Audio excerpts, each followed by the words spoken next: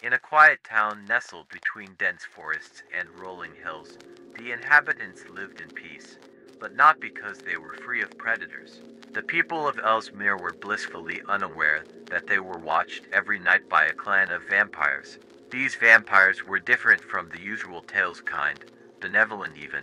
They didn't hunt or kill. Instead, they ensured the village's safety, warding off wild animals, healing the sick, and mending broken bones with their supernatural abilities. The leader of the clan, Serafini, was ancient, her beauty marred only by the weight of centuries she carried in her eyes.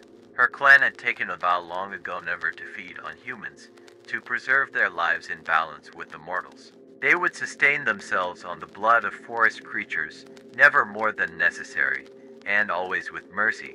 At first, the villagers thought their fortunes were merely good luck. The crops thrived, the children rarely fell ill, and those who ventured into the dark woods always returned unharmed.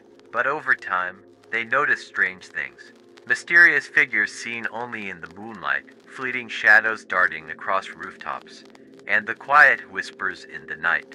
A curious woman named Clara began to investigate the strange occurrences. She was determined to uncover the truth behind the village's inexplicable fortune.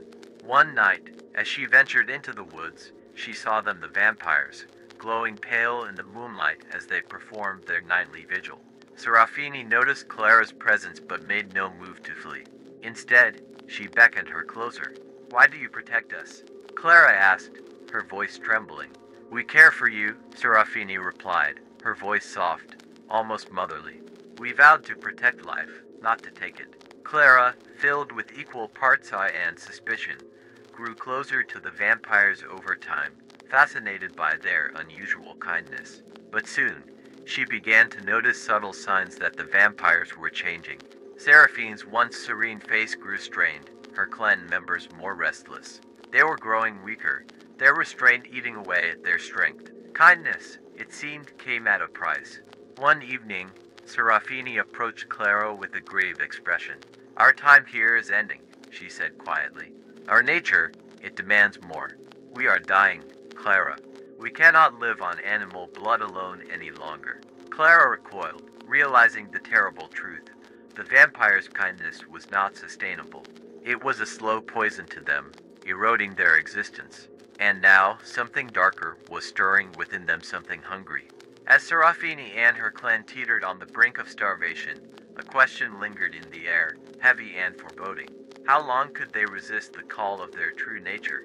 And when the inevitable happened, what would become of the village they had once vowed to protect? The night was growing longer, the shadows deepening, and with each passing moment, the delicate balance between kindness and cruelty hung by a fragile thread, one that was about to snap. The villagers, blissfully unaware, continued their lives, but for how long? As the days wore on, the change in the vampires became undeniable. Serafini, once poised and graceful, moved like a specter barely tethered to the earth. Her eyes, once pools of calm wisdom, now flickered with hunger. The other members of her clan showed signs of strain as well. They still patrolled the village, but their kindness felt mechanical, like a fading echo of who they once were. Clara grew fearful.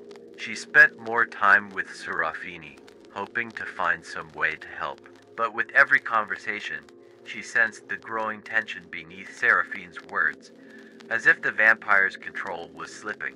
One night, Clara noticed something strange as she returned home, a bouquet of white lily on her doorstep. A note was attached, written in an elegant hand. Asterisk for your kindness. You see us. You know us. We are grateful. But soon, you must choose. Asterisk, the note chilled her. Choose. What choice could there be? As she stared at the note, her mind spun. Could it be a warning? That night, she crept to the woods again, determined to confront Serafini.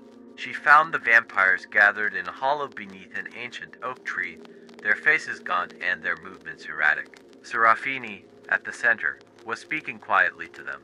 "We cannot delay any longer," Serafini whispered. "The hunger is upon us, and we must decide." One of the younger vampires spoke up, his voice trembling. "But we swore never to harm them." Seraphine's eyes darkened.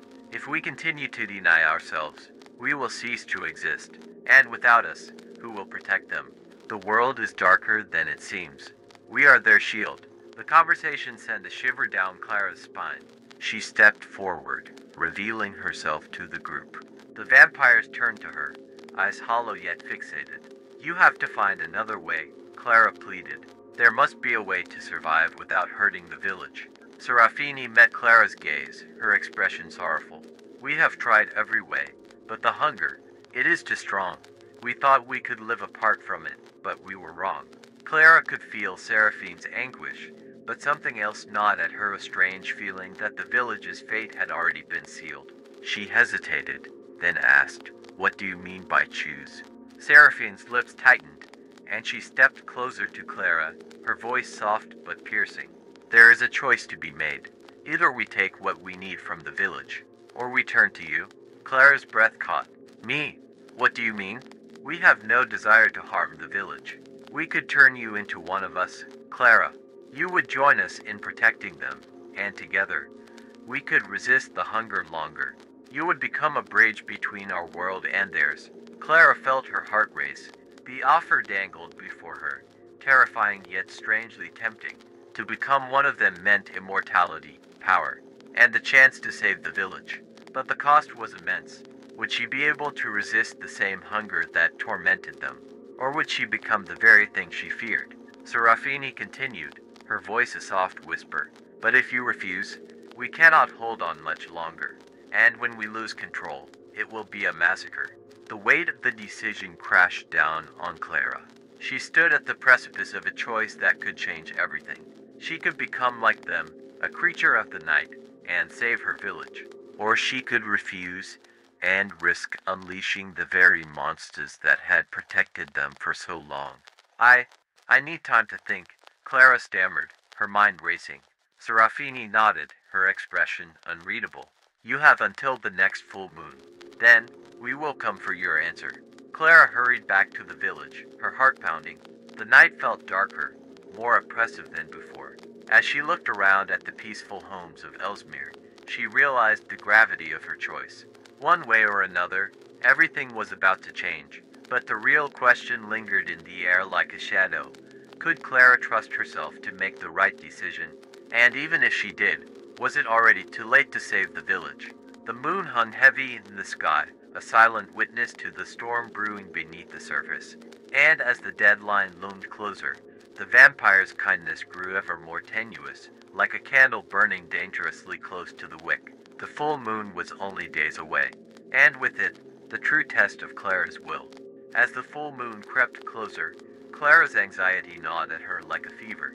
The village remained blissfully unaware, going about their lives as though nothing lurked beyond the tree line. But Clara knew better. She could feel the tension in the air, the way the wind seemed to carry whispers from the woods, pulling her towards a decision she was not ready to make. Seraphine's words echoed in her mind. Asterisk, we will come for your answer.